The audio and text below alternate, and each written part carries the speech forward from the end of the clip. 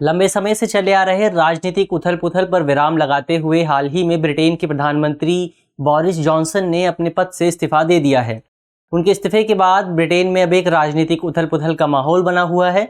आज इस वीडियो में हम उनके इस्तीफे से संबंधित तमाम पहलुओं को समझने की कोशिश करेंगे, जानेंगे कि आखिर उन्होंने इस्तीफा क्यों दिया है और उनके इस्तीफे के बाद ब्रिटेन की राजनीति आगे आने वाले समय में क्या दशा और दिशा ले सकती है, क्या मोड़ ले सकती है।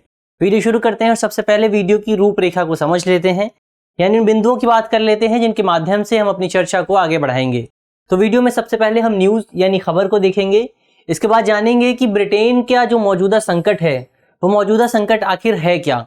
इसके बाद इस संकट के कारणों पर बात करेंगे कि आखिर ब्रिटेन के प्रधानमंत्री ने इस्तीफा क्यों दिया है।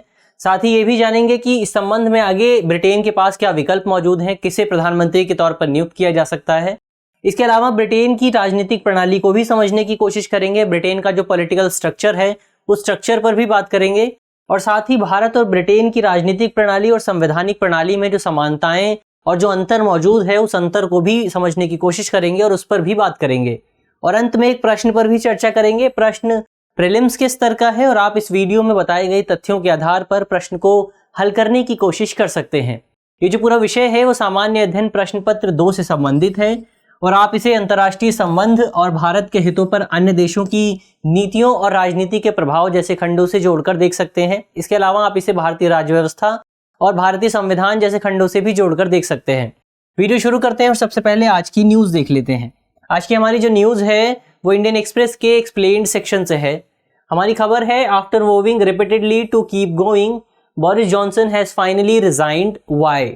यानी लंबे समय से बोरिस जॉनसन ये बात दोहराते आ रहे थे कि वो अपनी सरकार में बने रहेंगे, वो इस्तीफा नहीं देंगे। इसके बावजूद बोरिस जॉनसन ने अब हाल ही में इस्तीफा दे दिया है। उसको लेकर, इस पूरी खबर को लेकर, उसके कारणों को लेकर, उन्होंने इस्तीफा क्यों दिया है इसको लेकर इस खबर में बातचीत की गई है। इस खबर में ये इसके कारणों पर चर्चा की गई है। आगे बढ़ते हैं और सबसे पहले जान लेते हैं कि ब्रिटेन का ये मौजूदा संकट है क्या आखिर। तो ब्रिटेन की जो सरकार है जिसे बोरिस जॉनसन के नेतृत्व में चलाया जा रहा था, ब्रिटेन के प्रधानमंत्री बोरिस जॉनसन की सरकार पिछले कुछ महीनों से एक संकट का सामना कर रही थी, एक राजनीतिक उथल पुथल का सामना कर रही थी। और इसी राजनीतिक संकट का परिणाम है, उथल पुथल का परिणाम है कि पिछले महीने ही बोरिस जॉनसन की सरकार को एक अविश्वास मत का सामना करना पड़ा था, एक नो कॉन्फिडेंस मोशन का सामना करना पड़ा था। हालांकि बोरिस जॉनसन ने इस अविश्वास प्रस्ताव को, अविश्वास मत को जीत लिया था, इसमें विश्वास मत हासिल कर लिया था, कॉन्फिडेंस वोट हासिल कर लिए थे। लेकिन इसके बावजूद कई जानकारों ने उस कॉन्फिडेंस वोट के बाद ये कहा था कि बोरिस जॉनसन की सरकार अब काफी कमजोर हो गई है, क्योंकि इस मतदान के दौरान खुद सरकार के पास ज्यादा समर्थन प्राप्त नहीं हो सका था, सरकार को ज्यादा समर्थन नहीं मिल सका था। और कई लोगों ने, ये जो बोरिस जॉनसन उस समय जीते थे इस मतदान में, वो काफी कम अंतर से जीते थे और उनकी पार्टी के कुछ सदस्यों ने, कंजर्वेटिव पार्टी के ही कुछ सदस्यों ने उनके खिलाफ मतदान किया था। इसके बाद ये जो ब्रिटेन का मौजूदा संकट है, ये मौजूदा संकट तब खड़ा हुआ जब ब्रिटेन के 2 सबसे वरिष्ठ कैबिनेट मंत्रियों ने अपने पद से इस्तीफा दे दिया। इन वरिष्ठ कैबिनेट मंत्रियों में शामिल थे ब्रिटेन के ट्रेजरी प्रमुख यानी ब्रिटेन के वित्त मंत्री ऋषि सनक, इसके अलावा ब्रिटेन के स्वास्थ्य सचिव यानी ब्रिटेन के हेल्थ मिनिस्टर साजिद जाविद। ये दोनों ही ब्रिटेन की जो कैबिनेट है उसमें काफी एक महत्वपूर्ण पद रखते थे। जो ऋषि सनद हैं वो भारतीय मूल के हैं, जबकि साजिद जाविद पाकिस्तानी मूल के हैं। और इन दोनों ने ही पिछले कुछ समय में, जब इन्होंने इस्तीफा दिया, इसके बाद से ही ब्रिटेन के प्रधानमंत्री बोरिस जॉनसन पर दबाव काफी तेजी से बढ़ रहा था। लेकिन ये इस्तीफा कोई नया इस्तीफा नहीं था और इन दोनों कैबिनेट मंत्रियों के इस्तीफे से पहले ब्रिटेन के 27 मंत्री पहले ही इस्तीफा दे चुके थे और इन 27 मंत्रियों में 5 कैबिनेट मंत्री भी थे। इसके अलावा इनके इस्तीफे से पहले भी ब्रिटेन के 50 सांसद इस्तीफा दे चुके थे। तो इस तरह से ब्रिटेन के जो प्रधानमंत्री हैं, बोरिस जॉनसन जो प्रधानमंत्री थे, उन पर दबाव तेजी से बढ़ता जा रहा था। और यही दबाव का कारण था कि कंजर्वेटिव पार्टी, जिससे बोरिस जॉनसन संबंधित हैं, जिसके वो नेता हैं, कंजर्वेटिव पार्टी के लीडर्स को लग रहा था कि आगे आने वाले समय में जो अगर ये इस तरह के प्रकरण जारी रहता है तो बोरिस जॉनसन और कंजर्वेटिव पार्टी आम जनता का विश्वास खो देगी। उनको विश्वास खोने का भी डर था और इसी डर को मद्देनजर रखते हुए, इसी दबाव को देखते हुए हाल ही में प्रधानमंत्री बोरिस जॉनसन ने अपने पद से इस्तीफा दे दिया है। उन्होंने हालांकि ये भी स्पष्ट किया है कि वो मौजूदा समय में ब्रिटेन के कार्यवाहक प्रधानमंत्री बने रहेंगे केयर टेकर प्राइम मिनिस्टर बने रहेंगे, यानी जब तक ब्रिटेन में किसी नए प्रधानमंत्री की नियुक्ति नहीं हो जाती है, किसी नए प्रधानमंत्री का चयन नहीं हो जाता है, तब तक बोरिस जॉनसन ही देश की जो कार्य हैं उन कार्यों को संभालते रहेंगे, एक कार्यवाहक प्रधानमंत्री के तौर पर अपना काम करते रहेंगे। तो ये तो हुई ब्रिटेन का मौजूदा संकट की बात। अब इस मौजूदा संकट के कारणों की बात कर लेते हैं कि आखिर वो कौन से कारण थे जिनकी वजह से ब्रिटेन के प्रधानमंत्री बोरिस जॉनसन को अपने पद से इस्तीफा देना पड़ा है।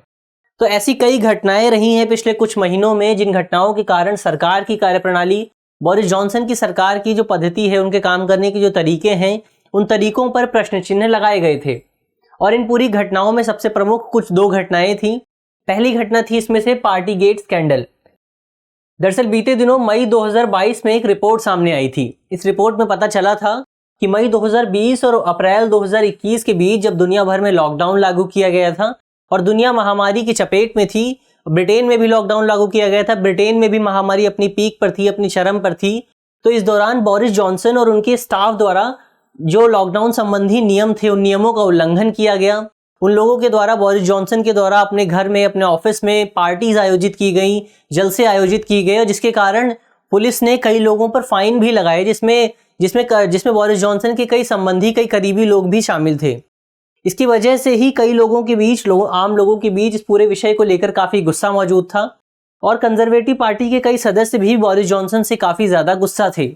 और इसी गुस्से का परिणाम था कि बीते दिनों जून 2022 में बोरिस जॉनसन को अविश्वास मत का सामना करना पड़ा था, जिसकी बात हमने अभी पहले भी की। इस अविश्वास मत में बोरिस जॉनसन ने हालांकि जीत हासिल कर ली थी, लेकिन उनके विपक्ष में, उनके खिलाफ 41% मतदान हुआ था और कई कंजर्वेटिव पार्टी के सांसदों ने भी बोरिस जॉनसन के खिलाफ मतदान किया था। यानी स्पष्ट हो गया था कि बोरिस जॉनसन के पास अब अपनी पार्टी की ही विश्वास मौजूद नहीं है, अपनी पार्टी का ही एक विश्वास मौजूद नहीं है और वो अपनी पार्टी के सदस्यों का, लीडरशिप का विश्वास खो चुके थे। लेकिन ये मामला पूरा थम ही रहा था कि इसके बाद एक और स्कैंडल सामने आ गया और इस नए स्कैंडल का नाम था क्रिस पिंचर स्कैंडल। दरअसल ब्रिटेन में एक लॉ मेकर थे, एक सांसद थे, उन सांसद का नाम था क्रिस पिंचर। बीते दिनों साल 2019 में क्रिस पिंचर पर सेक्सुअल असॉल्ट यानी यौन दुराचार के आरोप लगे थे। हालांकि इन आरोपों की जांच अभी चल ही रही थी कि ब्रिटेन के प्रधानमंत्री बोरिस जॉनसन द्वारा उन्हें एक ब्रिटेन की सरकार में एक महत्वपूर्ण पद पर नियुक्त कर दिया गया। अब जैसे ही ये मामला सामने आया कि एक सेक्सुअल असॉल्ट के आरोपी को एक महत्वपूर्ण पद पर नियुक्त किया गया है, तो हंगामा होने लगा। इसकी वजह से 1 जुलाई को ब्रिटेन की सरकार द्वारा ब्रिटेन की बोरिस जॉनसन की जो मीडिया टीम थी, उनके द्वारा एक स्टेटमेंट जारी किया गया, जिसमें बताया गया कि बोरिस जॉनसन इस संबंध में कुछ नहीं जानते थे। बोरिस जॉनसन नहीं जानते थे क्रिस पिंचर पर सेक्सुअल असॉल्ट के आरोप लगे हैं। लेकिन इसके कुछ ही दिनों बाद एक और रिपोर्ट सामने आई और इस रिपोर्ट में पता चला कि दरअसल जो बोरिस जॉनसन है वो क्रिस पिंचर के सेक्सुअल असॉल्ट मामले के बारे में जानते थे और उन्होंने ये जानते हुए भी क्रिस पिंचर को इस महत्वपूर्ण पद पर नियुक्त किया। जिसके बाद ये पूरे मामले सामने आने के बाद ब्रिटेन के 2 महत्वपूर्ण मंत्रियों ने इस्तीफा दे दिया, 2 कैबिनेट मंत्रियों ने इस्तीफा दे दिया और ब्रिटेन की सरकार पर दबाव बढ़ने लगा और अंततः बोरिस जॉनसन को भी इस्तीफा देना पड़ा इन्हीं सभी स्कैंडल्स के कारण। तो ये वो कारण हुए जिनकी वजह से ब्रिटेन के प्रधानमंत्री को इस्तीफा देना पड़ा। अब आगे बढ़ते हैं और जान लेते हैं कि आखिर आगे चलकर क्या विकल्प हमें देखने को मिल सकते हैं। तो अगर 2 स्थितियां बनती हैं जब ब्रिटेन के प्रधानमंत्री का एक नए लीडर का चयन होता है ब्रिटेन में। अगर पहला तो यह है कि ब्रिटेन में जो वोट ऑफ कॉन्फिडेंस होता है, एक विश्वास प्रस्ताव होता है और वो लीडर जो मौजूदा लीडर है वो विश्वास प्रस्ताव हार जाता है, या फिर वो लीडर अपने पद से रिजाइन दे देता है, जैसा कि मौजूदा स्थिति में हुआ है। उस लीडर ने अपने पद से इस्तीफा दे दिया है, बोरिस जॉनसन ने अपने पद से इस्तीफा दे दिया है। तो ऐसी स्थिति में एक नए कैंडिडेट का नॉमिनेशन होगा जिसे प्रधानमंत्री के तौर पर नियुक्त किया जाएगा, जो कि कंजर्वेटिव पार्टी का लीडर भी होगा। कैसे होगा इस नए पद पर नॉमिनेशन? तो इसके लिए हमारे सामने 3 स्थितियां देखने को मिल सकती हैं। पहली स्थिति ये होगी कि एक ही कैंडिडेट नॉमिनेट होता है। दूसरी स्थिति ये होगी कि 2 कैंडिडेट नॉमिनेट होते हैं। तीसरी स्थिति ये होगी कि 2 से ज्यादा कैंडिडेट नॉमिनेट होते हैं। अब अगर एक कैंडिडेट नॉमिनेट होता है तो जाहिर तौर पर वही कैंडिडेट जीत जाएगा और वही ब्रिटेन का प्रधानमंत्री बनेगा और कंजर्वेटिव पार्टी का लीडर बनेगा। लेकिन अगर ऐसी स्थिति आती है कि 2 से ज्यादा कैंडिडेट नॉमिनेट होते हैं, तो ऐसे में कंजर्वेटिव पार्टी के जो एमपीज हैं, मेंबर ऑफ पार्लियामेंट हैं, वो मतदान करेंगे और इस मतदान में सबसे ऊपर जो दो लीडर्स रहेंगे, उन 2 लीडर्स का चयन किया जाएगा। और इन 2 लीडर्स के चयन के बाद जो कंजर्वेटिव पार्टी के सदस्य हैं, जो सांसद नहीं है लेकिन पार्टी के सदस्य जरूर हैं, वो सदस्य मतदान करेंगे इन दो लीडर्स के बीच, और अगर दो कैंडिडेट आते हैं तो भी इसमें दो सदस्यों के बीच मतदान होता है। तो अगर दो सदस्य बचते हैं तो पोस्टल बैलेट के माध्यम से कंजर्वेटिव पार्टी के जो सदस्य हैं वो मतदान करते हैं। उस तरह से एक लीडर का चयन किया जाता है जो कि देश का प्रधानमंत्री बनता है और कंजर्वेटिव पार्टी का लीडर बनता है। ये तो ही किस तरह से अब आगे आने वाले समय में एक नए लीडर का चयन किया जाएगा। अब आगे बात करते हैं ब्रिटेन की राजनीतिक प्रणाली की। ब्रिटेन का जो पॉलिटिकल स्ट्रक्चर है उस राजनीतिक प्रणाली को समझने की कोशिश कर लेते हैं। तो ब्रिटेन यानी यूनाइटेड किंगडम एक संवैधानिक राजतंत्र, एक कॉन्स्टिट्यूशनल मोनार्की है। एक कॉन्स्टिट्यूशनल मोनार्की के तहत एक संसदीय लोकतंत्र है। कॉन्स्टिट्यूशनल मोनार्की यानी संवैधानिक राजतंत्र होने का अर्थ है कि ब्रिटेन में एक सम्राट देश का औपचारिक प्रमुख होता है, यानी ब्रिटेन में जो एक राजा होता है वो देश का औपचारिक और जो हेड ऑफ स्टेट होता है। मौजूदा स्थिति में ब्रिटेन की जो रानी है यानी एलिजाबेथ सेकंड, वो देश की हेड ऑफ स्टेट हैं, औपचारिक हेड ऑफ स्टेट हैं। हालांकि वह देश की सरकार की प्रमुख नहीं होती, यानी वहाँ की जो गवर्नमेंट है उनकी प्रमुख नहीं होती हैं। क्योंकि ब्रिटेन में संसदीय लोकतंत्र है तो इस व्यवस्था के तहत ब्रिटेन में बाकायदा चुनाव आयोजित किए जाते हैं। इन चुनावों के माध्यम से बहुमत पाने वाले दल का नेता प्रधानमंत्री बनता है और जिस व्यक्ति को प्रधानमंत्री के तौर पर नियुक्त किया जाता है, जिसका चयन होता है प्रधानमंत्री के तौर पर, वही व्यक्ति सरकार का प्रमुख भी होता है। चलिए, ये व्यवस्था जाहिर तौर पर भारत की तरह ही है, लेकिन भारत एक गणतंत्र है, एक रिपब्लिक है। भारत में जो हेड ऑफ स्टेट होता है उसका भी चयन होता है, वो एक हेरिडेटरी पोस्ट नहीं है, यानी भारत में किसी राजा को राष्ट्रपति के तौर पर नियुक्त नहीं किया जाता है, बल्कि राष्ट्रपति का भी भारत पे चयन होता है, चुनाव होते हैं राष्ट्रपति से संबंधित। चलिए आगे बढ़ते हैं। और अक्सर जब हम ब्रिटेन के बारे में बात करते हैं तो हमारे सामने दो शब्द निकल कर आते हैं। पहला शब्द है ग्रेट ब्रिटेन और दूसरा शब्द है द यूनाइटेड किंगडम। इन दोनों ही शब्दों में काफ़ी अंतर है। अगर आप ब्रिटिश आइल्स को देखेंगे, जो ब्रिटिश आइलैंड्स हैं उनको देखेंगे, तो आप पाएंगे कि यहाँ पर वो उसका नक्शा कुछ इस तरह से है। इस नक्शे में अगर आप तीन जगहों को आपस में जोड़ेंगे, यानी यहाँ पर इंग्लैंड है, यहाँ पर वेल्स है और यहाँ पर स्कॉटलैंड है, अगर आप इन तीनों को आपस में जोड़ेंगे तो इसे हम कहेंगे ग्रेट ब्रिटेन। लेकिन अगर आप इसी मैप में नॉर्दर्न आइलैंड को भी शामिल कर लेंगे, इस नॉर्दर्न हिस्से को भी शामिल कर लेंगे आयरलैंड के, तो इसे हम यूनाइटेड किंगडम कहेंगे। तो इस तरह से जो यूनाइटेड किंगडम है वो मुख्य तौर पर 4 टेरिटरीज से मिलकर बना हुआ है। कौन कौन सी हैं वो 4 टेरिटरीज? तो इसमें शामिल है इंग्लैंड, वेल्स, स्कॉटलैंड और नॉर्दर्न आइलैंड, यानी इन 4 टेरिटरीज के मिलकर यूनाइटेड किंगडम बना हुआ है। अब क्योंकि यूनाइटेड किंगडम 4 टेरिटरीज से मिलकर बना हुआ है, तो हम कह सकते हैं कि यूनाइटेड किंगडम की प्रणाली में, पॉलिटिकल स्ट्रक्चर में कुछ हद तक संघवाद के बीज भी मौजूद हैं, संघवाद के तत्व भी मौजूद हैं। हालांकि संघवाद के जो तत्व हैं वो काफ़ी सीमित मात्रा में ही मौजूद हैं, और ज़्यादातर शक्तियां जो हैं ब्रिटेन की, जो यूनाइटेड किंगडम की अधिकतर शक्तियां हैं वो ब्रिटेन की सरकार में ही निहित होती हैं। इसके अलावा ब्रिटिश जो संसद है अधिकांश देशों की तरह द्विसदनीय है। ब्रिटेन की जो निचली संसद होती है, जो निचला सदन होता है, उसे हाउस ऑफ कॉमन्स कहा जाता है, और ब्रिटेन का जो ऊपरी सदन होता है उसे हाउस ऑफ लॉर्ड्स कहा जाता है। हाउस ऑफ कॉमन्स की जो मौजूदा संख्या है वो तकरीबन 650 के आसपास है, इससे सदस्यों की संख्या। इसके अलावा जो हाउस ऑफ कॉमन्स की जो सदस्य का निर्धारण होता है, उसकी संख्या का निर्धारण होता है, वो मुख्य तौर पर ब्रिटेन की जनसंख्या के आधार पर किया जाता है। लेकिन जो हाउस ऑफ लॉर्ड्स की संख्या है वो समय समय पर बदलती रहती है। मौजूदा समय में हाउस ऑफ लॉर्ड्स की जो संख्या है समय समय पर बदलती रहती है। तो ये तो हुई ब्रिटेन की राजनीतिक प्रणाली। अब आगे बढ़ते हैं और भारत और ब्रिटेन के बीच जो अंतर और समानताएं मौजूद हैं, भारत और ब्रिटेन की राजनीतिक प्रणाली, संवैधानिक प्रणाली में जो समानताएं मौजूद हैं, जो अंतर मौजूद हैं, उनकी बात कर लेते हैं। तो सबसे पहले ब्रिटेन के जो संविधान है उसकी सबसे प्रमुख विशेषता ये है कि ब्रिटेन का संविधान अलिखित है, अनरिटन है।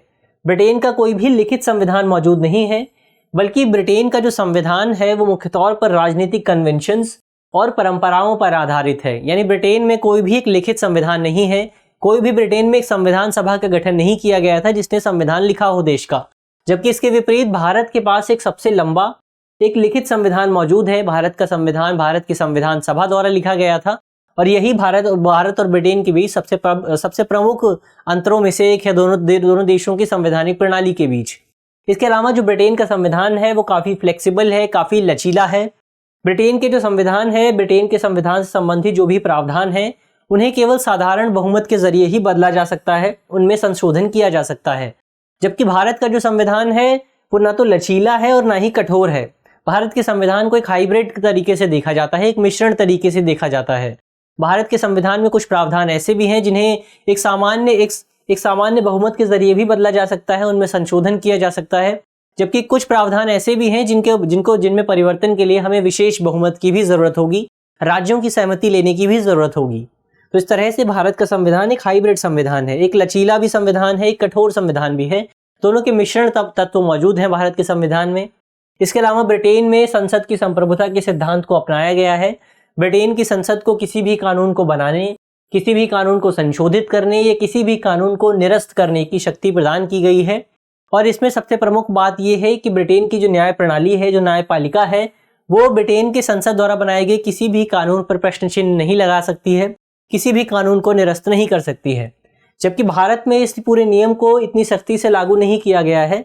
भारत में अगर संसद द्वारा कोई कानून बनाया जा सकता है तो जाहिर तौर पर न्यायपालिका, सर्वोच्च न्यायालय द्वारा, हाई कोर्ट द्वारा उस कानून को चुनौती दी जा सकती है। इन कानूनों को हाई कोर्ट के समक्ष चुनौती दी जा सकती है, सुप्रीम कोर्ट के समक्ष चुनौती दी जा सकती है।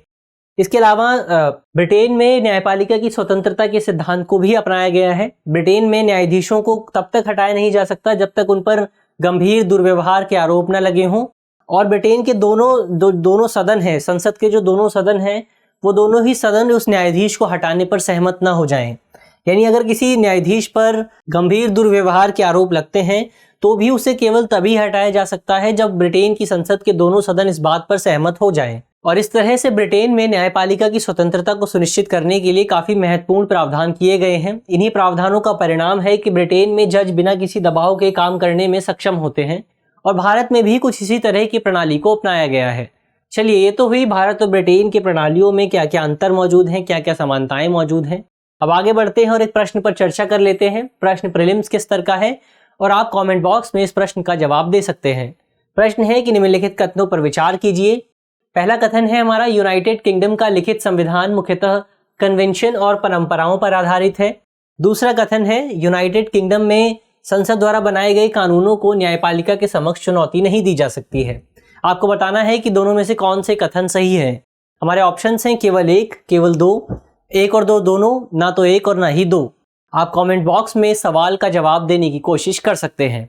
मुझे आशा है कि इस वीडियो में जिन भी बिंदुओं पर चर्चा की गई है वो आपको समझ में आएंगी और अगर आपके प्रश्न पत्र में इससे संबंधित कोई भी सवाल आता है तो आप उसे आसानी से हल कर सकेंगे।